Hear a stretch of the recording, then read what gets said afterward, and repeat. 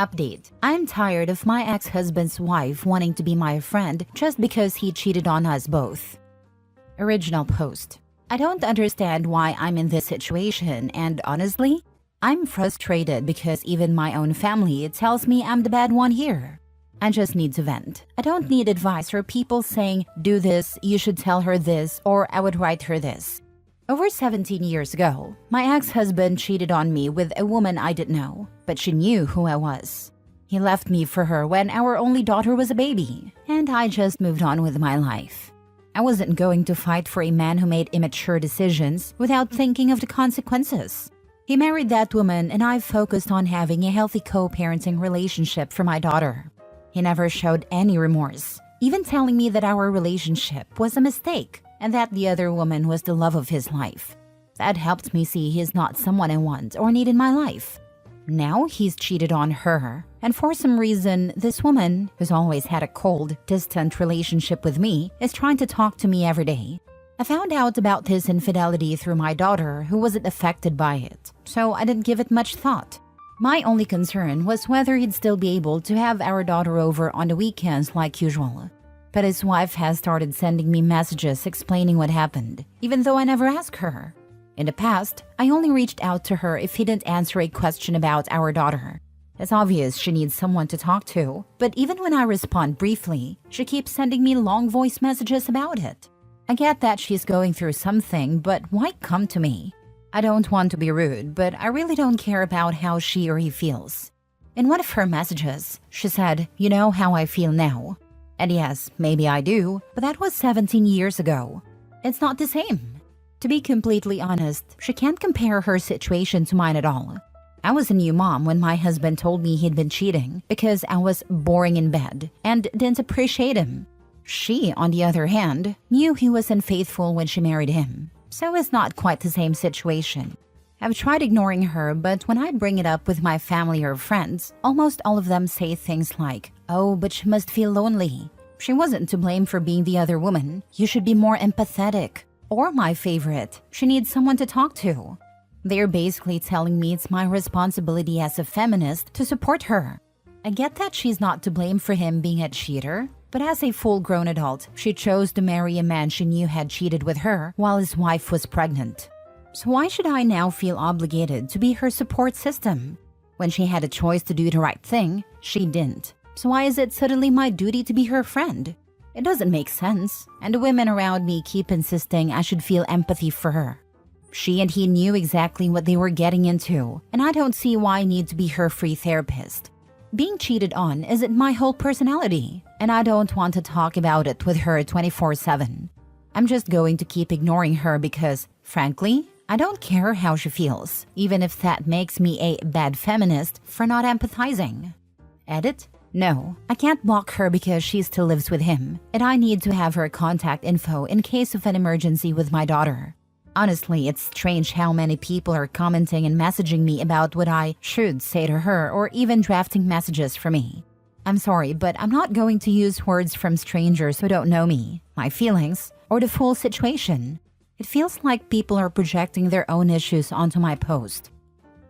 Now for the top comments before reading the update. Personally, I just find your family really weird. Just from the title, the situation seemed so absurd that it made me laugh. You don't owe her anything. Tell her to find a therapist because you don't care. My mother was someone's lover, so she has the mentality of, you can't judge the lives of others. It wasn't her fault to fall in love. So that's kind of the way she and my siblings think. I'd be brutally honest with her, just like you were in the post. You're absolutely right. You can't compare your situation from 17 years ago to hers now. She knew exactly what she was getting into, and now she has to lie in the bed she made.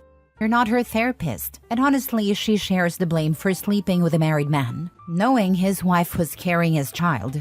As for your family, I don't even know how to describe it. Your mom justifying her own actions like that? Ew. At one point, I thought about being totally honest, but then I thought that would only bring unnecessary problems if they get back together because it seems like it. I just answer things like, "What a shame," or downcast face with sweat emoji.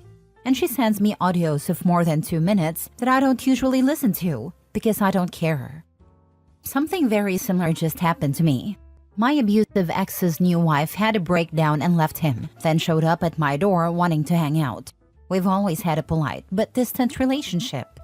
Luckily, I was out of town and told her we could hang out when I got back. Truth is, I don't want to hang out with her, and I definitely don't want to rehash all the crap he put me through.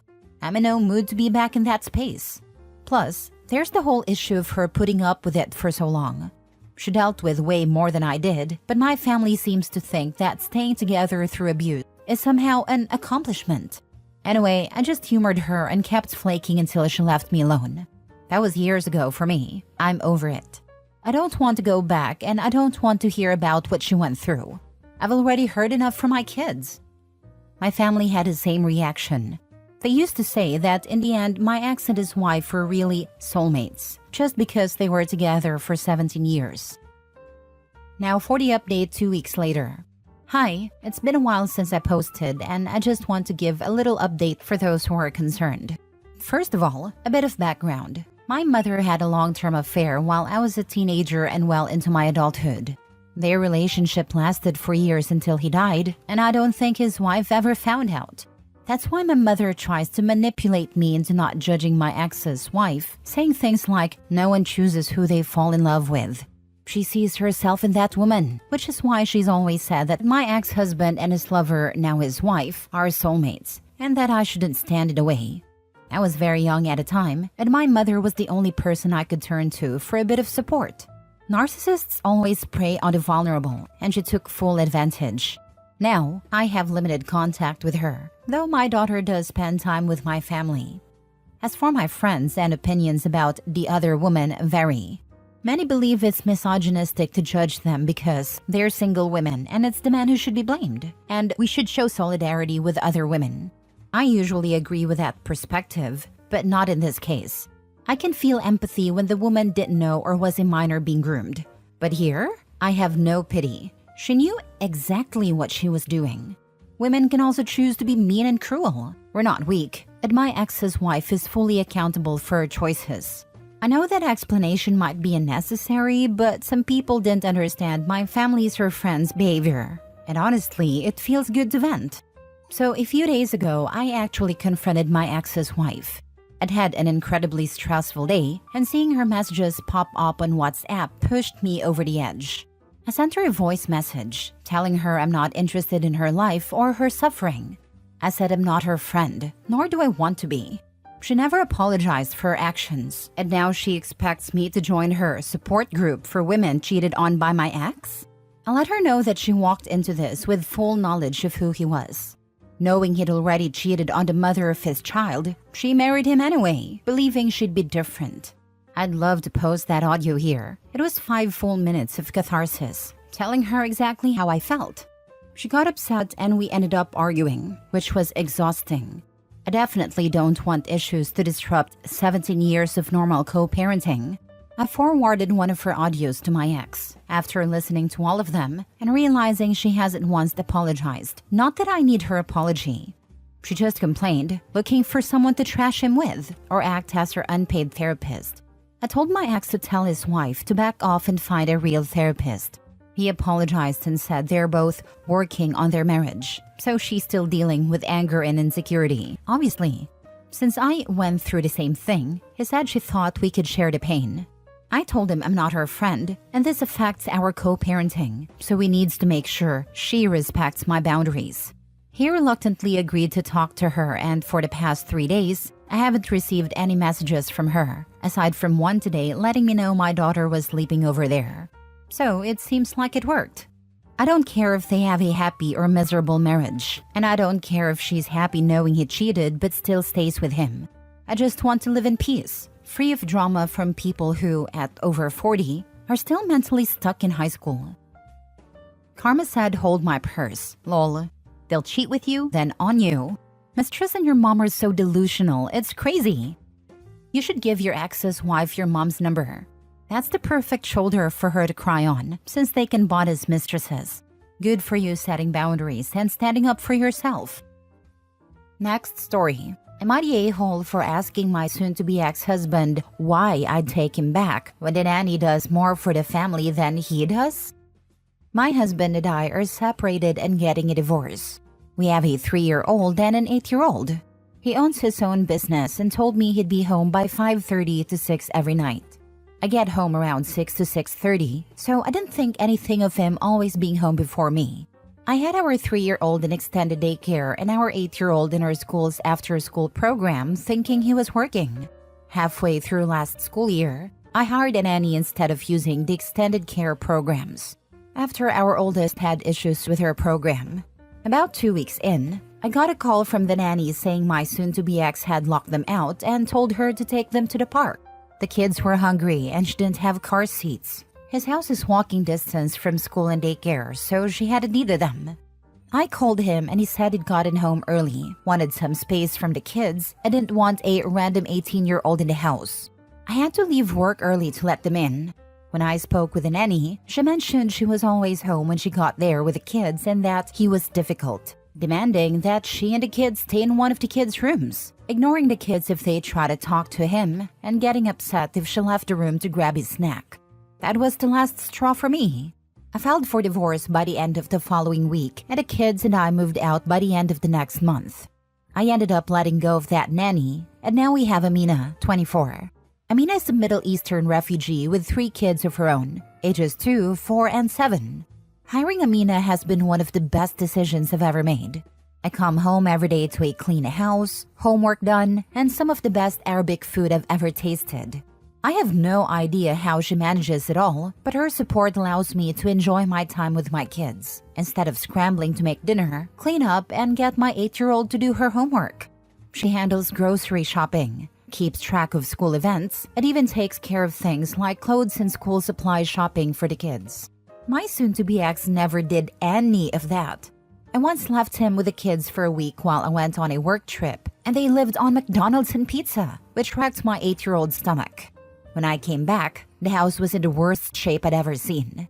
Our 2-year-old, at the time, ran out of clean clothes, and I bought her new ones instead of washing the dirty ones. Now he is asking about getting back together, saying it's better for the kids if we're together. I told him he's never truly thought about what's best for the kids. Even when he takes them for the weekend, all he does is bring them to Grandma's house. I asked him why I should go back to him when Amina does more for us than he ever did. He argued that he works to provide for us, as if that's different from me also working. Apparently close to double the hours he worked, and for similar pay. Now his family is calling me a bad mom, saying that if I cared about the kids, I'd want them to have 2 parents. Am I the a-hole? Not the a-hole. I personally would marry Amina. Having a neglectful, abusive parent is worse than a single parent. Ask any child psychologist. What you're describing is not laziness. It's straight-out abuse. You can lose your kids if CPS had been called in that last situation. You really need to think about the kids and not what society told us about what's good for the kids. 100%. If he doesn't live there, the kid grows up to believe he loved them, but unfortunately wasn't able to live there and be around to show it. If he's there and kicking them out the house and getting angry when they approach him, they're at risk for developing all sorts of insecurities. He doesn't seem mature enough to be trusted with your children's mental well-being.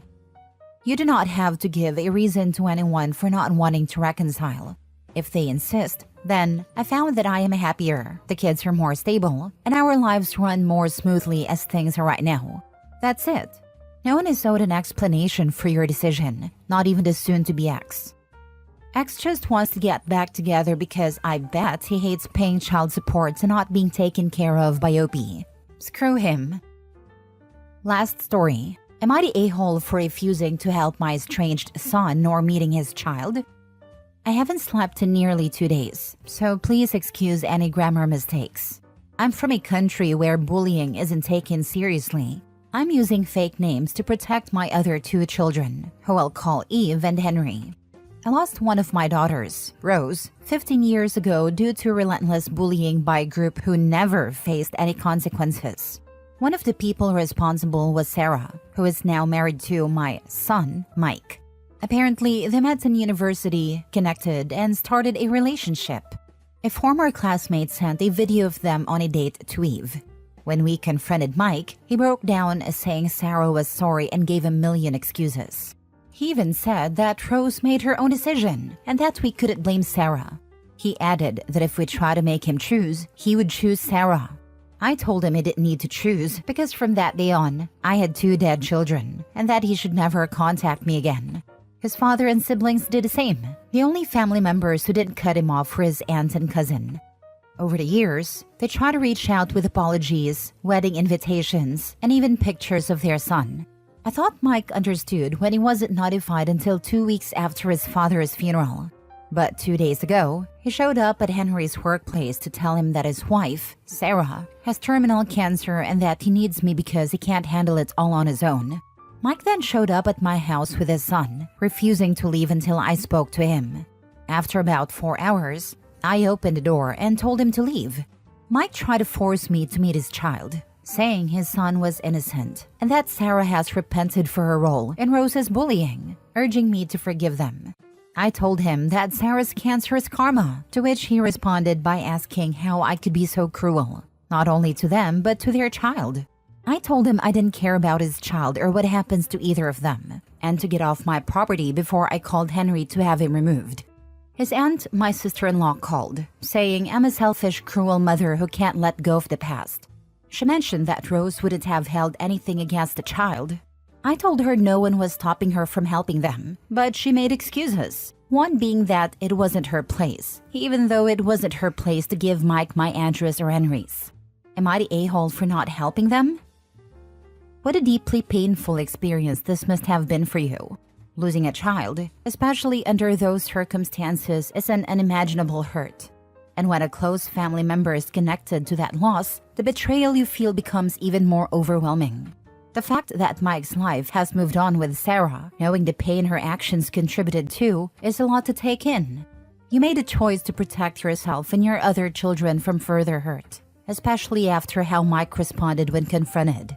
So, it's understandable why you would hesitate to open the door to that part of your past again, especially without real accountability or meaningful actions to heal the past wounds. Mike may be asking for help, but it doesn't mean you have to forget the impact their choices had on you and your family. It's a deeply personal decision on whether to help Mike or meet his child. But remember, you are allowed to honor what feels safe and healthy for you. How do you feel about holding firm on that boundary? I know helping Mike will cost me losing contact with Eve. They were very close to Rose, and they witnessed some of the bullying.